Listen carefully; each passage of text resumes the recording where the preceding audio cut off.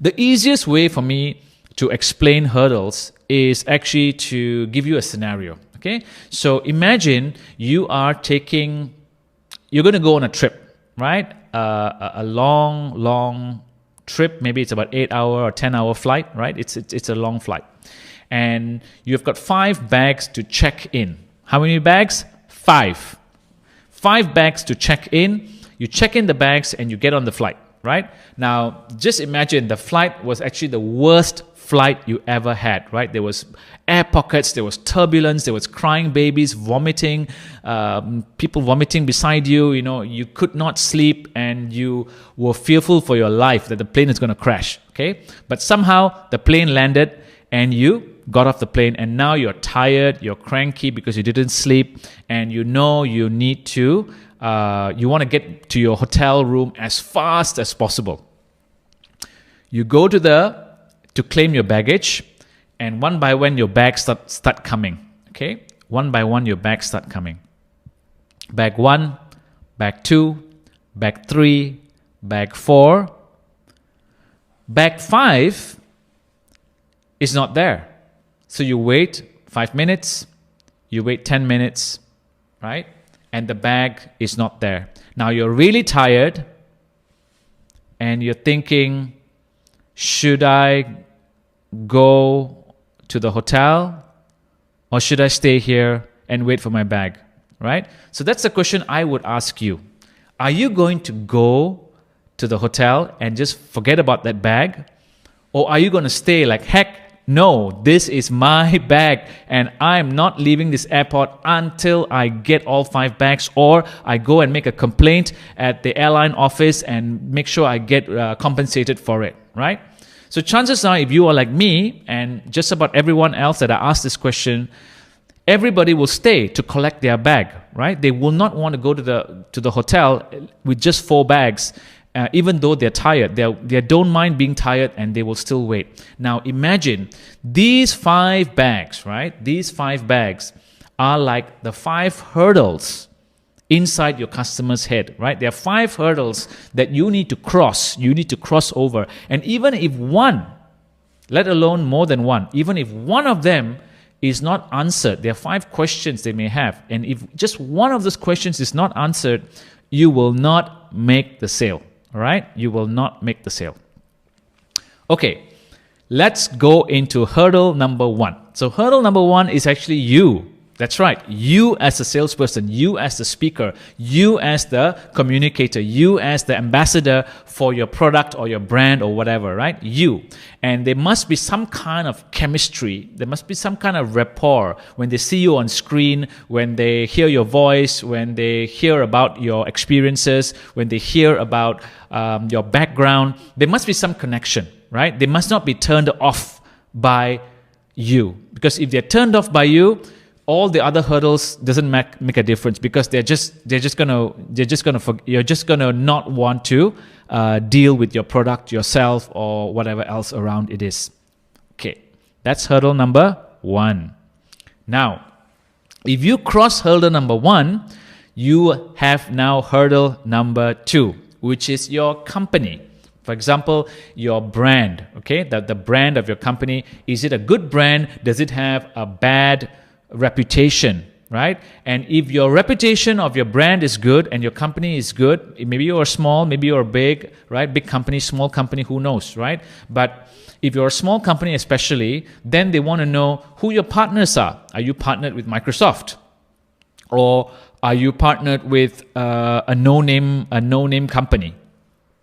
Who are your affiliations? So for example, if the company is part of a larger network, if an airline is part of a bigger group of airlines, or if a small company is part of a bigger group of a public listed company, right? This kind of stuff, right?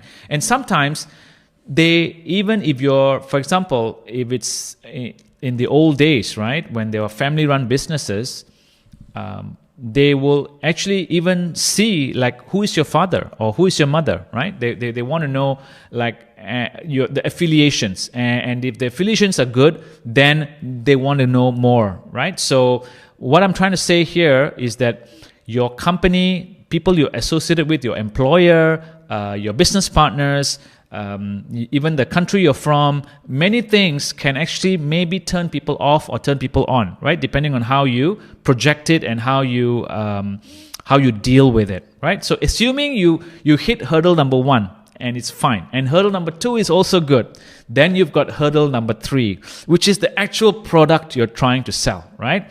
Because they will say like, okay, how good is this product? Like, I like this guy or I like this girl, and the company seems to be reputable, great. But you know what? Is this product really for me? Is this product really something that I like, okay, or something that will be useful for me? And actually, how does this product actually compare to the product I'm using right now, for example, right? So if I have a vacuum cleaner at home, and now you're trying to sell me a new vacuum cleaner, right? That I'll be like, yeah, how does it work? Like, why should I buy another one when I already have one, right? Or if they haven't got one, they will look at all the competitors in the marketplace, right? And they say that, why should I buy your product when there are so many competitors who are offering different features and services, right? So it's all about the product. That's hurdle number 3. Now, hurdle number 4. And you know what? Hurdle 1 to 3 is, most people stop there. Okay, most people stop at hurdle 1 to 3. The excellent salespeople, the people who want to actually make sure that the webinar, the sales webinar, is going to be awesome, they know about hurdle number 4 and hurdle number 5. So what are hurdle 4 and hurdle 5? Hurdle 4, as you can see, is the buyer's internal doubts. So see, your buyer, imagine, right? Imagine for a minute that you're not the seller, right? Imagine for a minute you're not the presenter. Imagine for a minute you are the audience, okay? You are the buyer. Imagine for a minute, right? You are the receiving end of this. And someone says to you that, you know what, let me share with you this money-making scheme where I took, this product, I used this product, this investment product, and I made $10 million in 10 days, for example. And if you believe that person, and you know that they really did that, right? That person really made $10 million in 10 days. It's legit, it's proven, and everything is right. That means hurdle number 1 is done. Hurdle number 1, you trust the guy. Okay. Hurdle number 2, you trust the organization and whoever else that person was affiliated with. Hurdle number 3, you look at the product and you think the product is fantastic, right? But still, you will say, or at least I would say, or most people would say, you know what? That guy can do it because he is him. But I don't think I can do it. I'm not good enough, right? I'm not good enough to do this whole thing. I'm not capable, right? So it is again talking about hurdle number 4 is really your buyer's self-limiting beliefs. Okay, they have got internal beliefs they will never tell you about, and you have no way of finding. Even if you're so engaging over the webinar, they will chat like crazy with you, maybe, or whatever, but they will never tell you that they are not confident, that they don't know how to ride the bicycle, right?